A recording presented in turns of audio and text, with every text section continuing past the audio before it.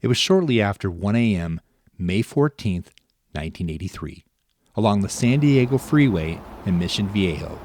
Sergeant Michael Howard with the California Highway Patrol, along with his partner, Michael Sterling, were working late into the early morning. Everything was routine, until they spotted a brown Toyota Celica weaving recklessly down the freeway, giving them all the signs of a possible drunken driver. As they flashed their lights to pull the driver over, the car came to a stop, and the driver immediately jumped out of the vehicle, dumping the remaining beer from his bottle onto the road as he began to walk towards them.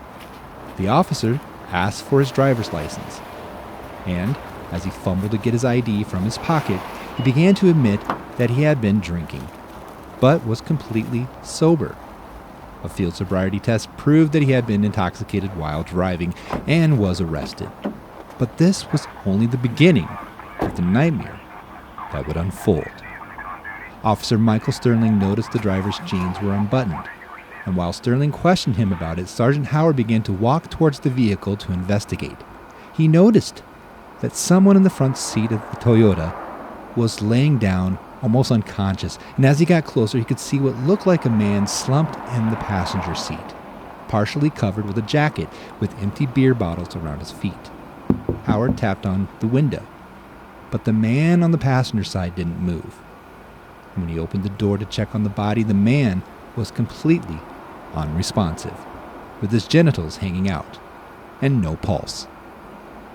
What was supposed to be just a routine DUI arrest began to open the doors to one of California's largest serial killer cases, because the man in the front seat was dead, and would turn out to be 25-year-old Marine Terry Gambro, who was stationed at nearby El Toro Air Base, and had apparently taken enough of the prescription drug Ativan with alcohol to kill him. Not only that, but Sergeant Howard also noticed red marks around his neck from a belt that apparently strangled him. And later, investigators would discover blood that wasn't from the drunk driver or the victim. But the chilling details were discovered in the trunk of the car, where pornographic pictures of naked men were discovered along with a binder containing notes with a strange code. That kept record of all his murder victims. The drunken man they had in custody was Randy Kraft, who would soon be known as the Scorecard Killer.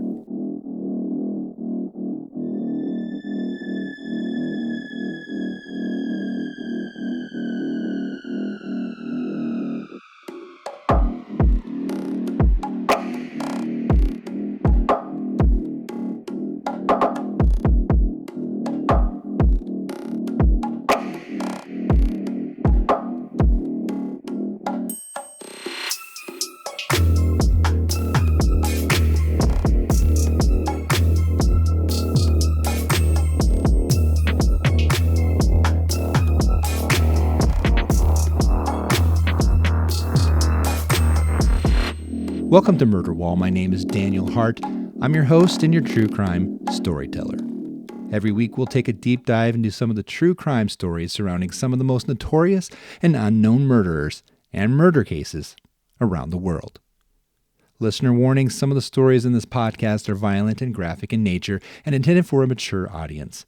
Some of the scenes outlined cover murder, rape, and other things, including scenes sexual in nature. Please consider this before listening on. Last week we covered the story of a card-playing club known as the San Quentin Bridge Club, where 4 infamous serial killers would get together daily to play bridge. That club was made up of William Bonin, the Freeway Killer, Doug Clark, the Sunset Strip Killer, Lawrence Pliers Bittaker, one of the Toolbox Killers, and Randy Kraft, the Scorecard Killer. Over the next 4 weeks we'll dive into each serial killer story that belonged to the club, and this week we take a deeper dive into the story surrounding one of California's worst serial killers, Randy Kraft, better known as the Scorecard Killer. Let's get into the story.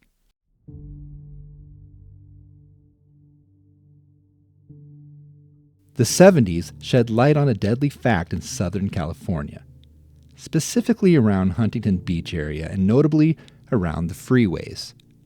Bodies were being discovered, And as the death toll climbed, local police and investigators began to realize they had a serial killer on their hands.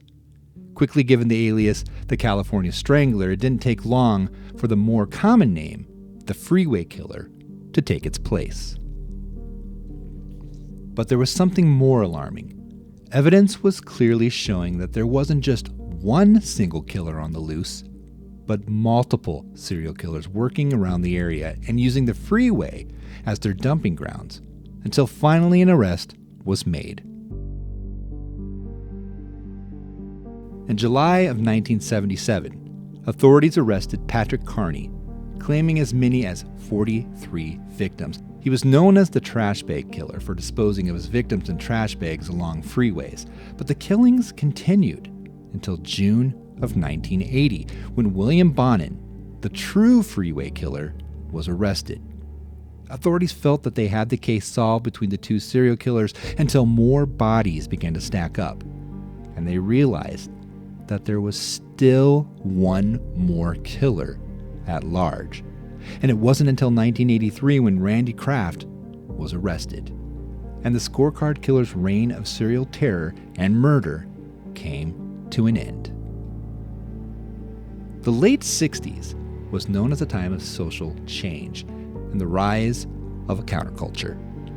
Anti-war sentiments were spreading across the country with the war in Vietnam, but this didn't stop Kraft from joining the Air Force. But it would turn out to be a brief stint, as he was eventually discharged on medical grounds. With some noting they were due to homosexual activity, Randy Kraft would go back to living his life as a normal civilian. Openly gay, he would admit to his friends and family that there was a part of him that they would never know. A little over a decade later, they would soon discover that part of him. A lust killer with an appetite for young, fit, and healthy men. By 1970, Kraft picked up 13-year-old Joseph Fancher, who was a runaway hanging out on Huntington Beach. Kraft was able to convince the boy to come home with him, where he loaded him up with booze, marijuana, and other drugs, and tried seducing him with gay pornographic pictures, before stripping and sodomizing the teen. The following day, Kraft left for work, leaving Fancher behind in his apartment. But the young teen was able to escape the apartment and walk to a nearby bar barefoot before an ambulance was called to treat and pump his stomach. The police were called and led to Kraft's apartment, where they found the young boy's shoes and articles of clothing, illegal drugs, and gay photos spread throughout the room. The police had everything they needed to arrest and convict Kraft, but there was one little error. They conducted the search of his apartment without a search warrant. So the matter went no further and Kraft was free. October 5th, 1971, 30-year-old Wayne Duquette was found dead along Highway 5. He had been missing for a month and was so decomposed that investigators couldn't accurately determine the cause of death. Duquette had worked at a gay bar on the Sunset Beach called The Stable, and this is believed to be Kraft's first murder, because on the scorecard discovered years later in the trunk of Randy Kraft's car, the first entry read, Stable.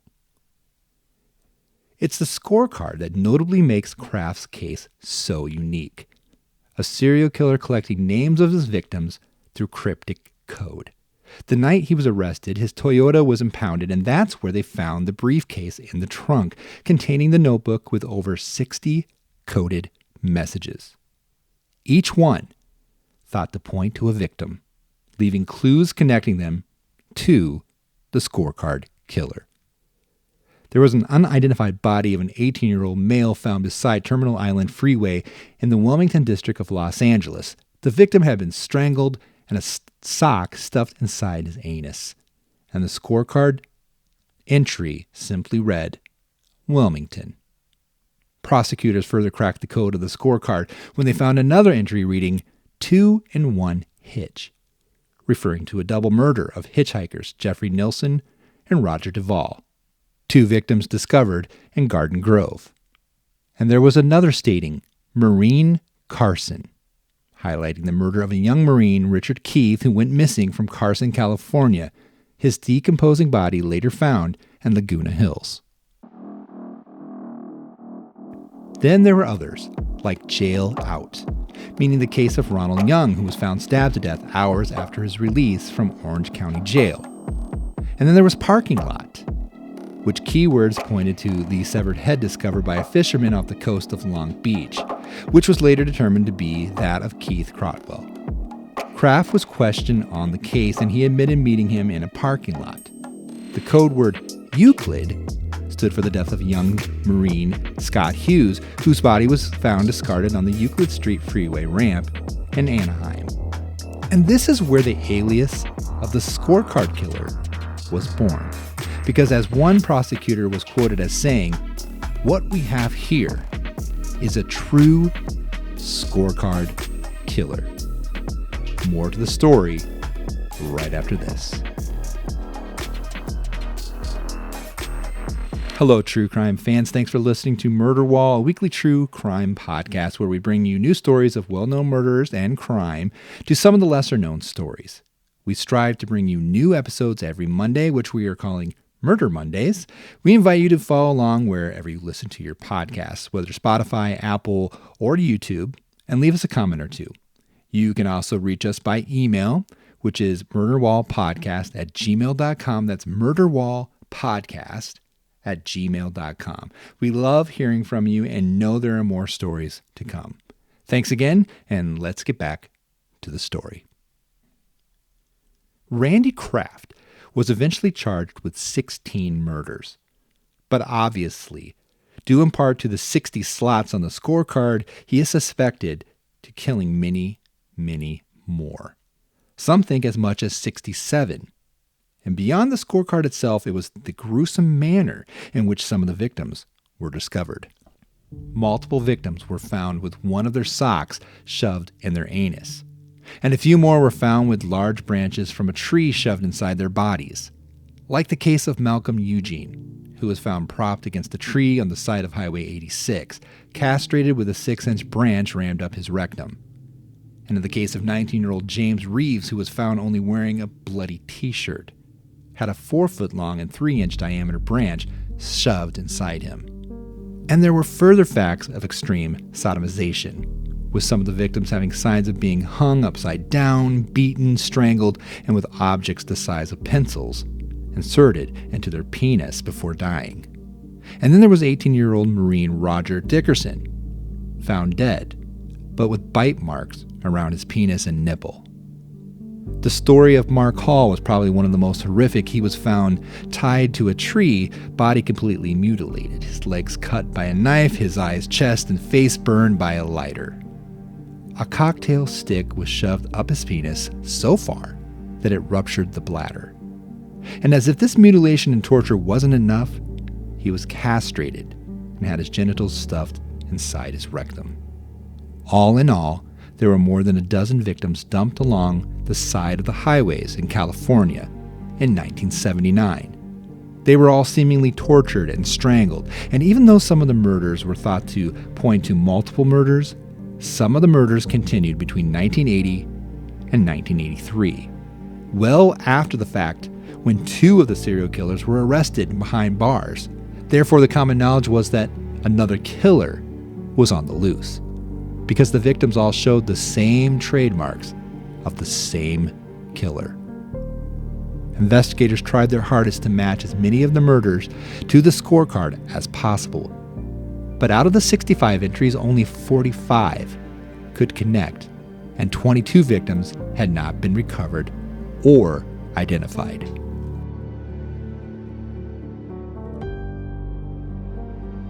The trial itself set records in Orange County at the time, dragging on for 13 months, and finally convicted in 1989 on all counts. And penalty phase taking an additional 4 months, Kraft's defense team claimed brain damage and certain parts of his brain causing a loss of control of his emotions and impulse.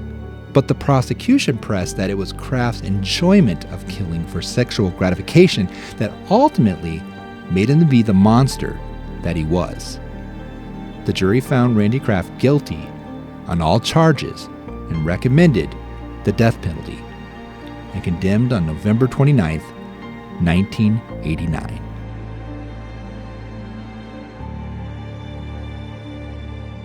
Even after Kraft was sentenced and placed behind bars, it was long suspected by authorities that he did not act alone in his slayings. The general belief was that Randy Kraft had an accomplice who helped and participated in the murders. Police were preparing to question Kraft's longtime boyfriend at the time, Jeff Graves. But Graves died from AIDS-related complications in 1987, before any of the convictions and sentencing. There were other confessions that tried to tie themselves as accomplices to Robert Kraft, but nobody has been charged. In fact, one suspect named Bob Jackson that came forward years later confessing that he had helped Kraft murder 2 hitchhikers, but there was no evidence to back his claims and the matter was dropped. More on the subject of Kraft was written by author Dennis McDougall, who wrote the book Angel of Darkness, whom Kraft later sued for $62 million. Listen to this now, for unjustly portraying him as a sick and twisted man and damaging his prospects for future employment.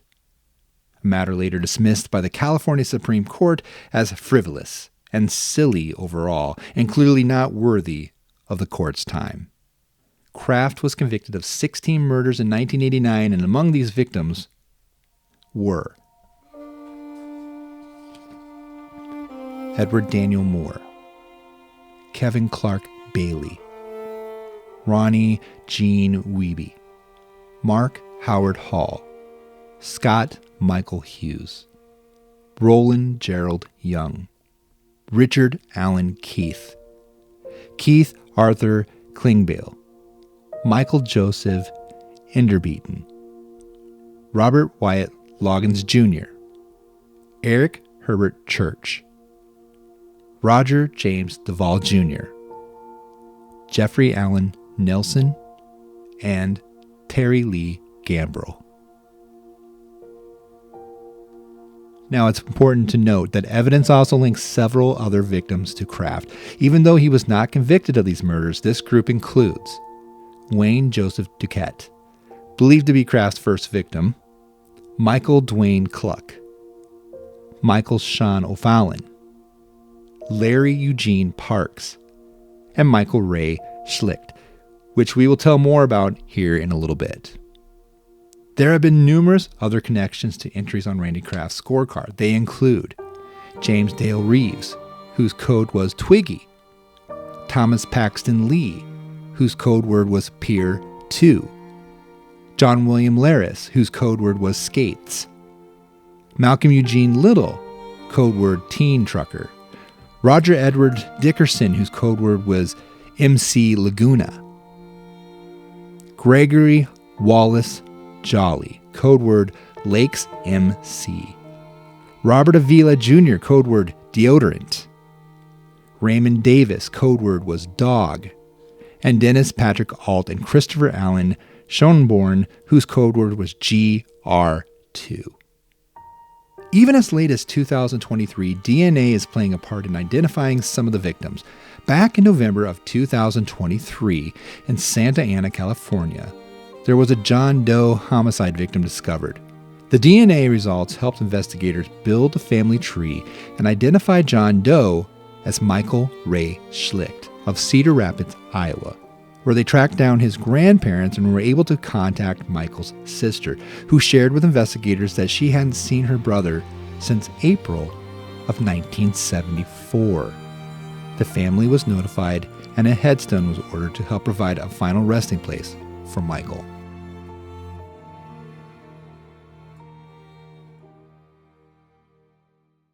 Randy Kraft, one of California's worst serial killers, still sends shivers through criminologists' minds. A cold-blooded killer, stalking the gay bars and beach towns for young men. The Scorecard killer, serving the rest of his days behind bars, awaiting execution. We started telling the story of the San Quentin Bridge Club and are wrapping up part 1 of the foursome card club of serial killers Randy Kraft, the Scorecard Killer. Next week, we'll take a deeper dive into card member number 2 in the club, William Bonin, better known as the Freeway Killer. Of course, we're always open to more discussion on the topic. Feel free to drop a comment or reach us at murderwallpodcast@gmail.com. That's murderwallpodcast@gmail.com. This production was written, produced, and recorded by me, myself, and I, Daniel Hart, your host and true crime storyteller. See you next time. This is Murder Wall.